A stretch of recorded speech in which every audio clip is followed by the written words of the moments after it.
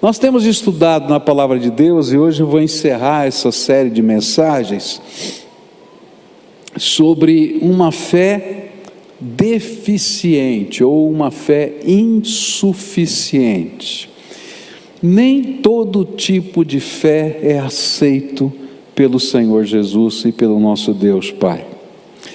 Nem todo tipo de expressão religiosa é recebida como algo que chega ao coração do Senhor. Isso fica claro no texto base que a gente começou a estudar, e depois a gente tem usado outros textos, mas eu gosto sempre de lê-lo para dar o embasamento do que a gente está falando. E o texto base é João 2, versículos 23 a 25, onde a palavra do Senhor diz assim: estando Jesus em Jerusalém durante a festa da Páscoa, muitos creram no seu nome quando viram os sinais que ele fazia. Mas o próprio Jesus não confiava neles, porque conhecia todos e não precisava que alguém lhe desse testemunho a respeito das pessoas, porque ele mesmo sabia o que era a natureza humana. E aqui nesse texto, então, João vai começar a desenvolver a ideia de que muita gente, vendo os sinais, os milagres que Jesus havia feito, diziam: esse aqui é o Messias. Mas na prática, quando Jesus olhava para eles, ele dizia: olha, não confio nesse tipo de fé que eles estão expressando. E a gente viu vários tipos de fé que Jesus não aceitou, não é? Aquela que não coloca o Senhor em primeiro lugar, o Senhor não aceita. Se Jesus não for o Senhor, o dono da tua vida, se Ele for apenas aquele que cuida de um pedacinho da sua vida, esse é o tipo de fé que o Senhor não aceita.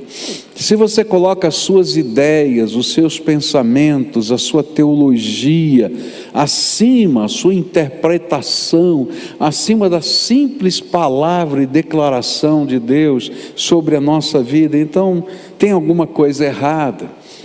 Mas eu quero terminar com um dos textos mais complicados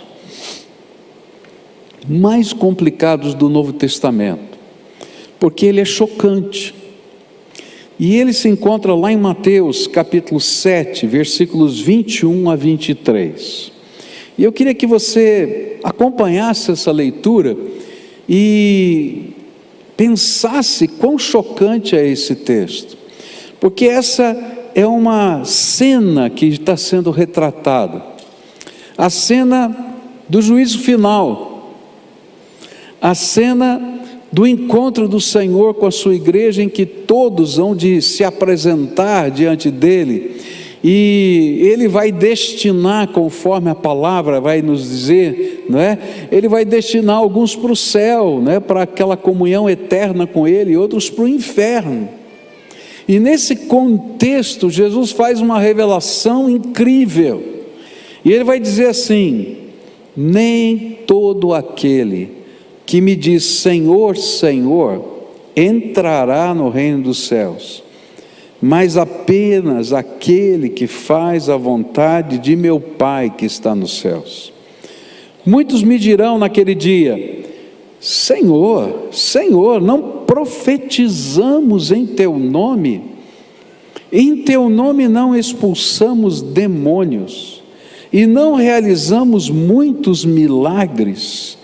E então eu lhes direi claramente: nunca os conheci, afastem-se de mim, vocês que praticam o mal. Eu não sei como é que você reage a esse texto, mas eu sinto que ele é tremendamente impressionante, chocante. E talvez ele retrate a pior forma de se viver uma fé deficiente e insuficiente, que é quando temos um compromisso maior com as práticas litúrgicas do que com a essência da fé. E é disso que Jesus está falando. Ou seja, quando nós estamos praticando uma fé que ela tem forma bonita e correta, mas ela não tem dentro do nosso coração a essência reconhecível do Senhor Jesus. E para mim foi isso que Jesus queria ensinar, quando ele disse: nem todo aquele que diz Senhor, Senhor, vai entrar no reino dos céus. Agora, isso era uma expressão muito forte, porque declarar Senhor Jesus era uma profissão de fé. Só se declarava Senhor a César. E uma das razões por que alguns dos cristãos foram martirizados foi porque no culto ao imperador eles tinham que declarar César como Senhor absoluto das suas vidas, como uma divindade com direito à sua alma. E os cristãos diziam: eu só tenho um Senhor, e o Senhor chama-se Jesus Cristo. E alguns foram condenados à morte porque declararam Senhor Jesus e não César. E então, de repente, isso fica mais chocante quando a gente lê a história e diz: como então alguém que faz uma profissão de fé como essa, naquele contexto, o Senhor pode dizer: olha, não reconheço esse homem, não reconheço essa mulher. E a razão é que uma profissão de fé, sem o compromisso com Cristo dessa profissão, e a vontade dele em nossa vida, revelada nas Escrituras Sagradas, é algo tão superficial que não tem valor aos olhos do Senhor Jesus. Dizer Senhor Jesus, praticar algumas coisas que representam a fé, não significa que Jesus seja o Senhor da nossa vida. É isso que esse texto está dizendo. E eu fico pensando, quantos são os cristãos espalhados pelo mundo que declaram a sua fé em Jesus? Daqui a pouco vai passar pela sua casa um recenseador do governo brasileiro. Ele vai bater na sua porta e ele vai perguntar para você: qual é a sua religião? Você é cristão? Você é muçulmano? Você é budista? Você vai dizer: sou cristão. De que ramo do cristianismo você é? Você se diz protestante, evangélico, católico? Você vai dizer o seu ramo. Agora, nem todo mundo que está respondendo aquela pergunta de fato é cristão, ainda que diga. E nem todo mundo que se diz evangélico, católico, de fato é. E o pior, que não é só a declaração, mas também as práticas. Alguns que participam de alguns atos do cristianismo, celebram o Natal, celebram a Páscoa, participam de um batismo, de um casamento cristão, também não significa que sejam de fato reconhecidos pelo Senhor Jesus. Então, o que está acontecendo? Isso gera uma angústia tremenda, porque Jesus está dizendo que se a gente não for capaz de viver a essência da fé, então o nosso coração sempre vai estar vazio, não importa o título que a gente coloque na placa, no rótulo da gente. Anos atrás eu fui visitar uma senhora que estava bastante enferma, e ela estava chegando ao final dos seus dias, e ela sabia disso. E então cheguei na casa dela e vi muitos símbolos religiosos, especialmente do catolicismo, espalhados pela sua casa inteira. A gente podia ver que aquela senhora tinha alguma expressão de fé, e essa expressão de fé estava espalhada pela sua casa. Mas quando eu comecei a conversar com ela, ela disse para mim assim: pastor, eu tenho uma pergunta que me angustia. Será que o senhor podia tentar responder essa pergunta? Eu disse: vou tentar. Qual é a pergunta? E ela olhou para mim com aquele olho assim de quem não entende alguma coisa e busca ansiosamente uma resposta. E ela me perguntou assim: por que nós chamamos Jesus de Salvador? E quando ela me fez aquela pergunta, o meu coração se quebrou, porque estava espalhado pela casa dela tantos símbolos religiosos da sua fé, mas a essência da fé, a coisa mais importante da fé, ela não conhecia. E eu me lembro que eu disse para ela assim: sabe, quando alguém vai a uma piscina e tem lá alguém sentado numa cadeira mais alta, com uma roupa diferente, com uma cor diferente, e escrito na cadeira dele: salva-vidas. O que significa? Ela disse: é simples, pastor, quando alguém cair na piscina e começar a se afogar, ele está lá para mergulhar e tirar aquela pessoa da piscina. Pois é. E se eu disser para a senhora que tem um incêndio e que chegou o bombeiro, o que significa para a senhora? Ela disse: naturalmente ele vai entrar naquele incêndio dentro dos seus limites e vai tentar tirar, resgatar alguém das chamas para que não morra ali. E eu falei: olha, é isso que significa Jesus ser o Salvador. Deus lá do céu olhou para mim e para você e viu a nossa necessidade, que todos nós estávamos mortos nos nossos delitos e pecados, sem esperança e sem Deus nesse mundo.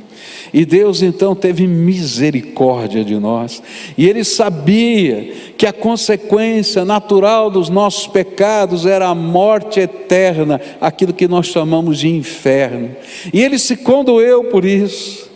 E Ele então se esvaziou, se fez caber na forma humana, e não só isso, tomou o nosso lugar na cruz, para que toda a culpa desse pecado que nos condena fosse lançada sobre Ele, e Ele ressuscitou ao terceiro dia, para que todo aquele que nele crê não pereça, mas tenha a vida eterna. E é isso que significa Jesus ser o Salvador. É quando Ele vem e a gente o convida para entrar na nossa vida e diz assim: salva a minha vida.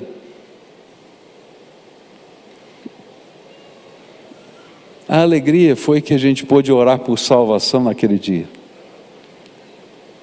mas a tristeza é que aquela senhora, quase beirando a morte, não sabia a coisa mais importante da fé. Ela tinha todos os símbolos, ela tinha todas as coisas, ela tinha todas as práticas.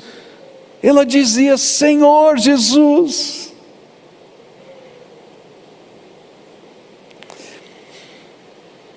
A grande questão que Jesus está levantando é que não são os títulos, as liturgias, as práticas religiosas que fazem a diferença na nossa vida. Eu vou escandalizar alguém aqui: tem muito batista que vai para o inferno. Espero que não seja você, porque não adianta dizer que é batista, dizer que é evangélico, dizer que é católico. Você precisa de Jesus no seu coração, e Ele precisa ser o Senhor da sua vida, aquele que dirige os seus passos. E tem mais, porque esse texto fica mais complicado. Esse texto diz que não apenas o Senhor não vai reconhecer aqui alguns que dizem Senhor, Senhor, mas Ele vai dizer que naquele dia, quando Ele estiver dizendo: você aqui não, vai embora, vai dizer: eu fiz milagres no nome do Senhor.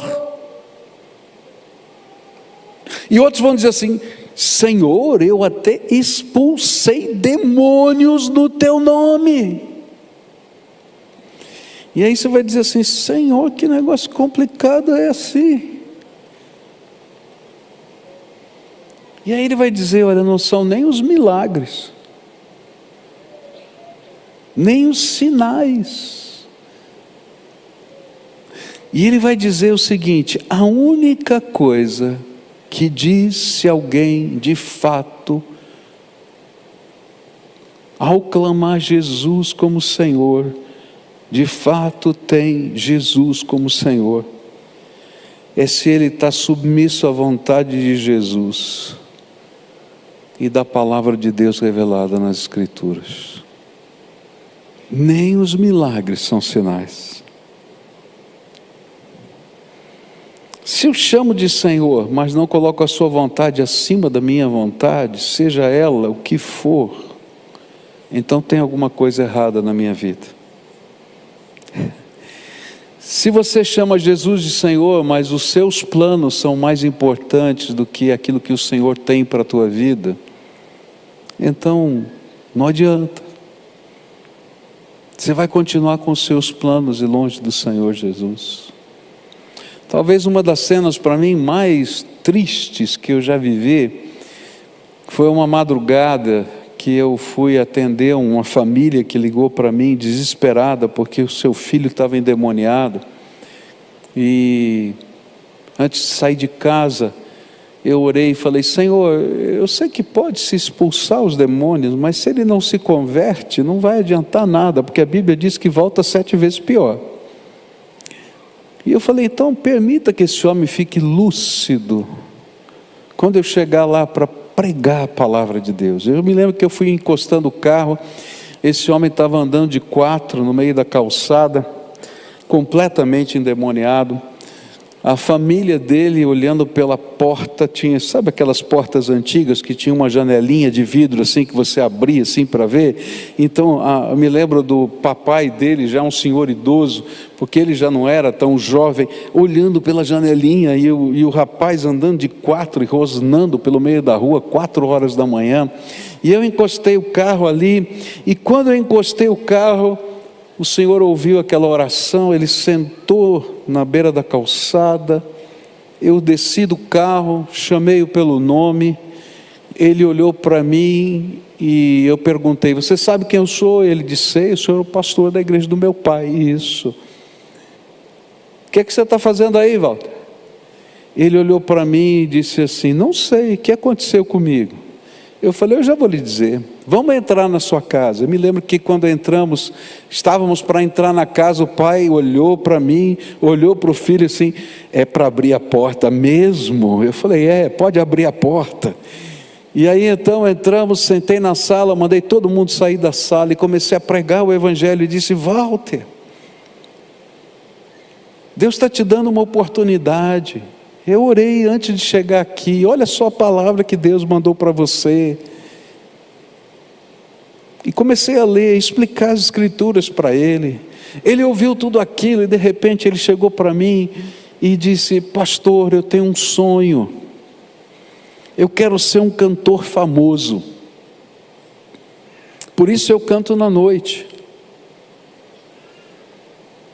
E se for preciso abandonar esse sonho para andar com Jesus. E algumas outras coisas, ele começou a citar aquelas coisas. Então eu prefiro ficar com o diabo.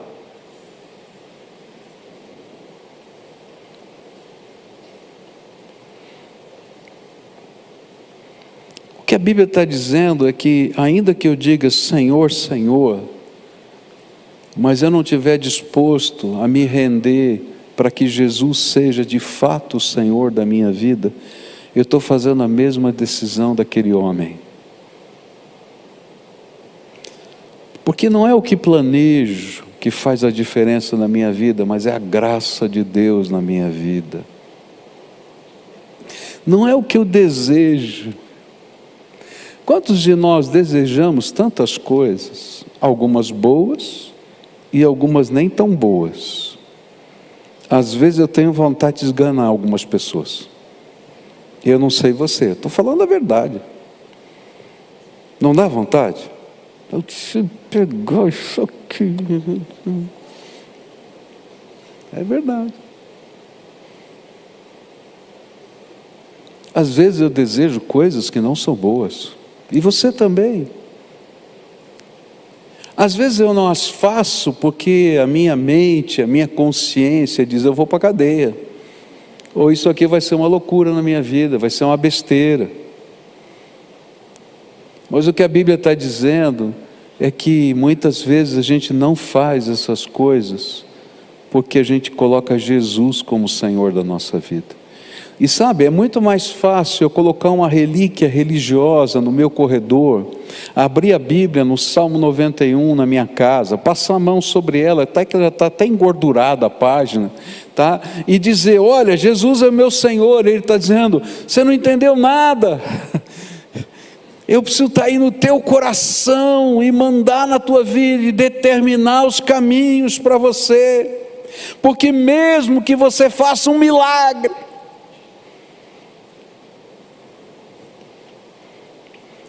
porque não importa o que você faça, ainda que seja grandioso, ou mesmo que seja em nome de Jesus, se Ele não for o seu Senhor, Ele vai dizer: não conheço você. Porque Ele não reconhece esse tipo de fé como suficiente. Na verdade, ela é insuficiente e deficiente.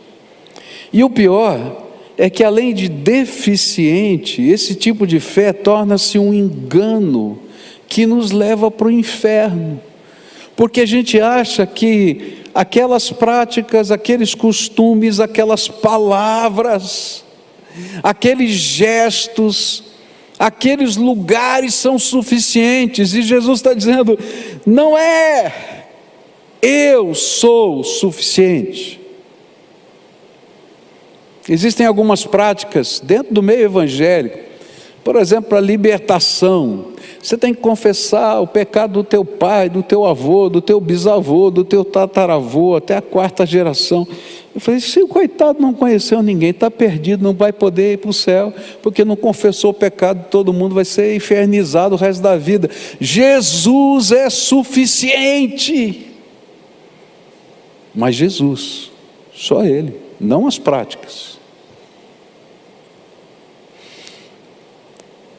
Tem tantos cristãos no mundo, mas quantos são só um invólucro vazio com um rótulo, sem nada dentro? Existe um cristianismo nos dias de hoje totalmente adaptado à cultura e não à palavra de Deus.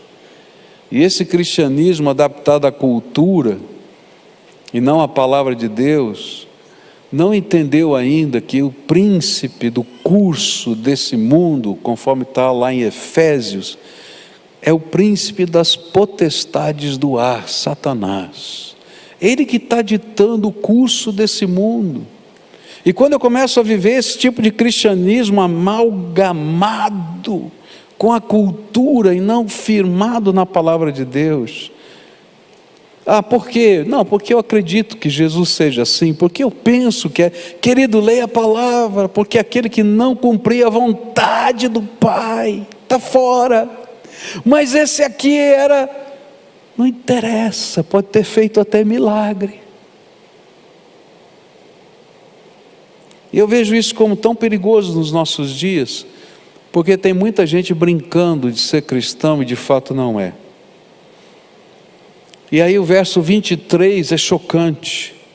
Então eu lhes direi claramente: nunca os conheci, afastem-se de mim, vocês que praticam o mal.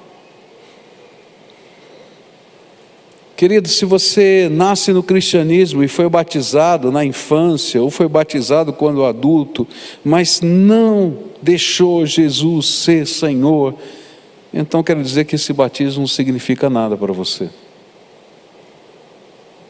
Declarar-se cristão, mas não se deixar moldar pela vontade de Deus e pela palavra de Deus, é engano. Por isso hoje Jesus quer confissão de senhorio, com compromisso absoluto.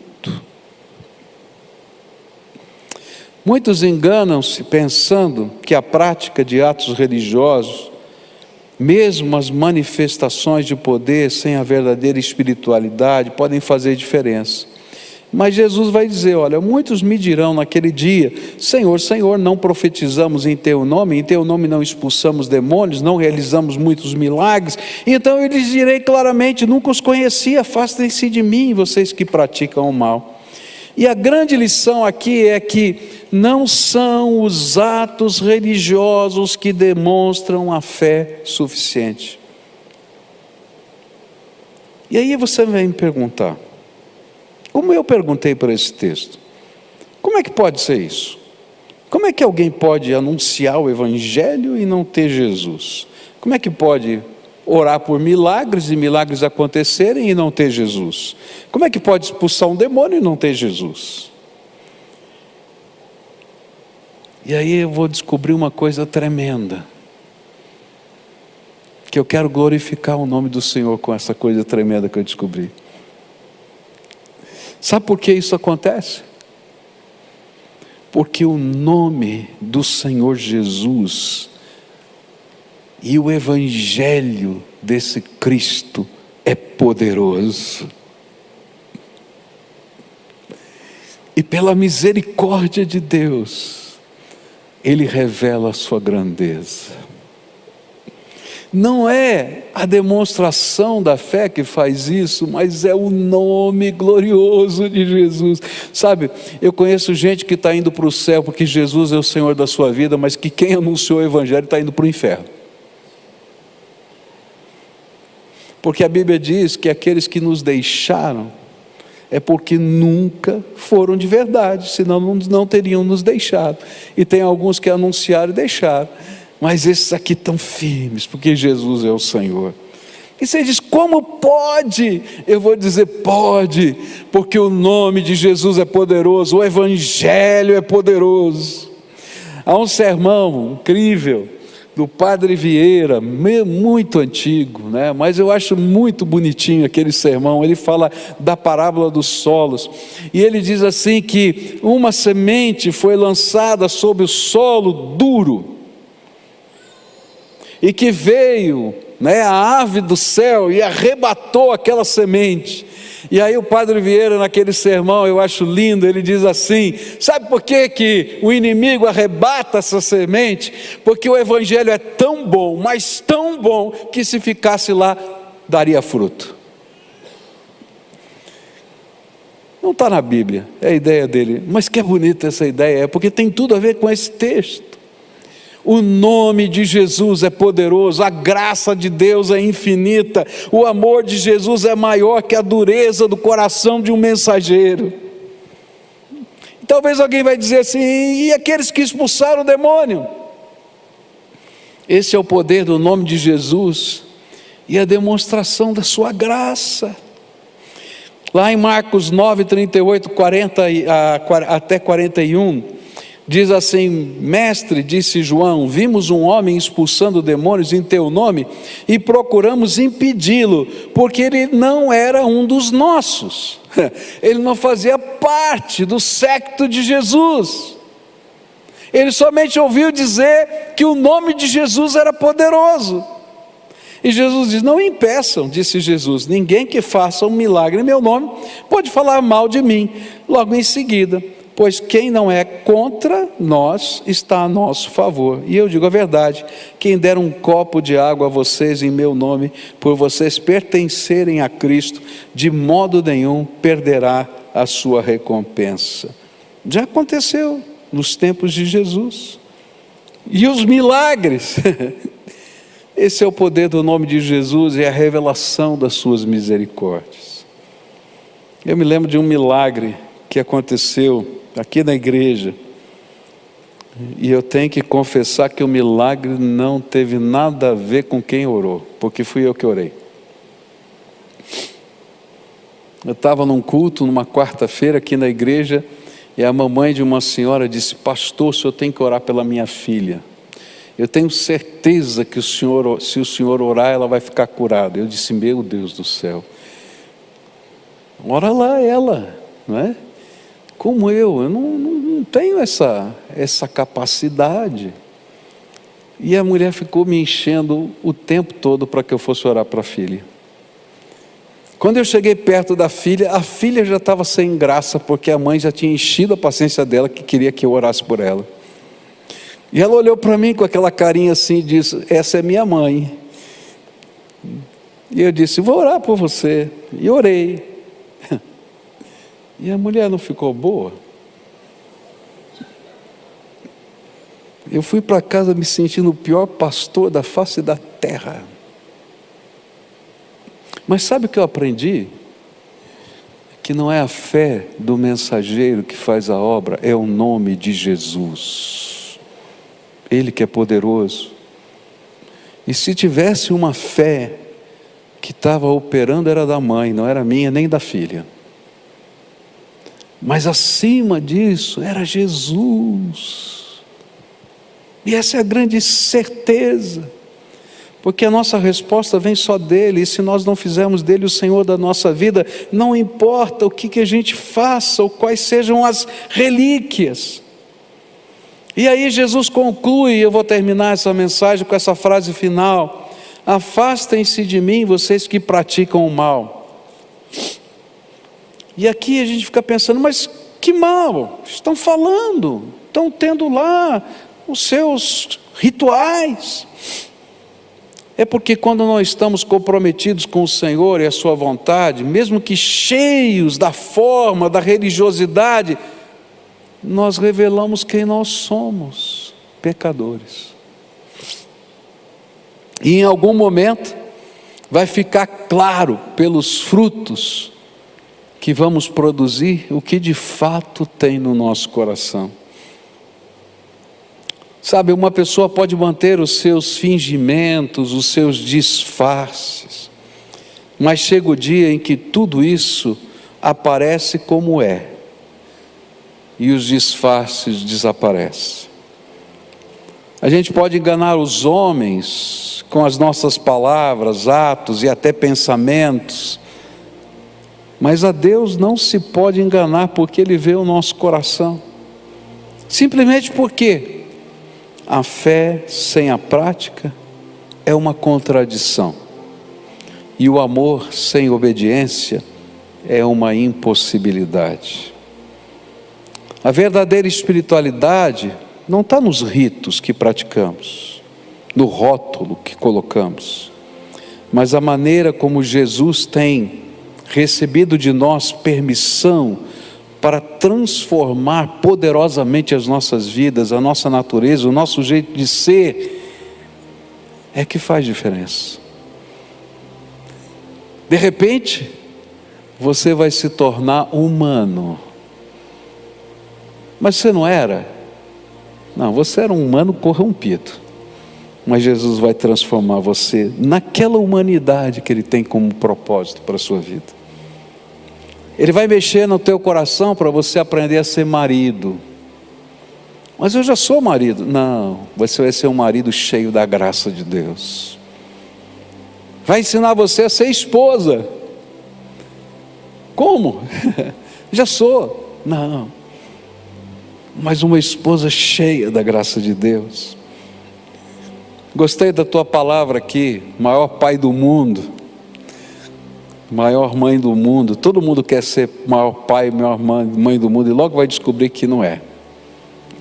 Mas a gente tem como olhar para cima e aprender a ser o melhor pai e a melhor mãe do mundo com Ele, e ser transformado cada dia. Mas eu posso olhar para cima e aprender a ser o melhor filho, a melhor filha, o melhor profissional, porque é isso que significa deixar Jesus ser o Senhor da nossa vida. Espiritualidade sem compromisso com Jesus como Senhor e Salvador é, segundo a Bíblia, enganar-se a si mesmo. Queria terminar essa mensagem agora orando por você, como a gente sempre